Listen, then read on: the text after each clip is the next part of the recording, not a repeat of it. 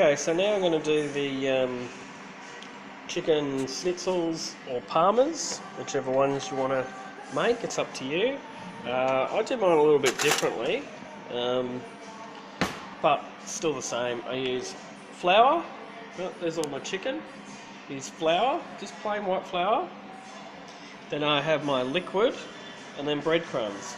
And to crumb anything, it's a simple matter of coating it in flour, then dipping it into the liquid, or egg, as a lot of people like to use egg, but there's a few different things you can use. And then into breadcrumbs and pushing the breadcrumbs into them, and then that's it, and you're on to cooking them. Now what I like to use for my chicken is, some people use, as I said, a lot of people use egg, some people use milk.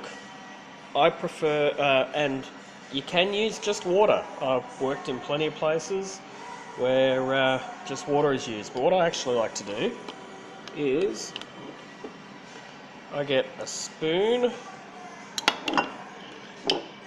or two of tomato paste, a bit of water in there, if I can balance everything.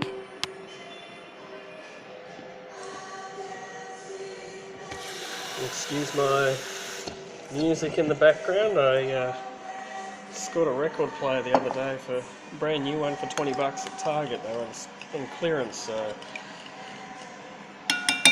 been playing the odd record here and there.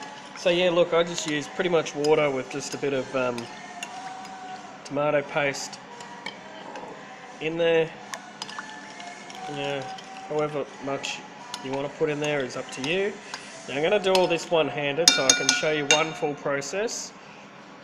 So once again, bear with me. So you get your piece of chicken from over here and put in the flour. It's in the flour, coat it.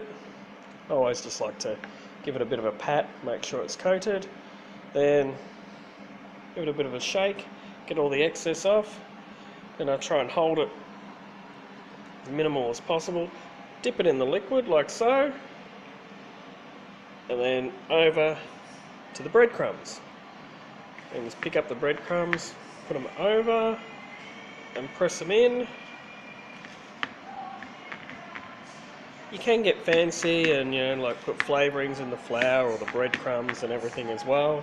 It's just basic. I do the tomato paste water just to give it that bit of flour, and then that way if I freeze them I don't get mixed up on which ones were the parmas and which ones were for schnitzels. So yeah, that's basically one done there. So I'll do that a heap more.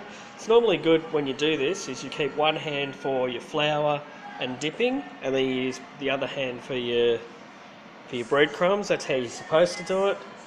I'm horrible and I get a bloody big mess happening every time, but yeah, as I keep saying, it's all the fun of cooking and prepping and that sort of stuff. So yeah, that's that one done.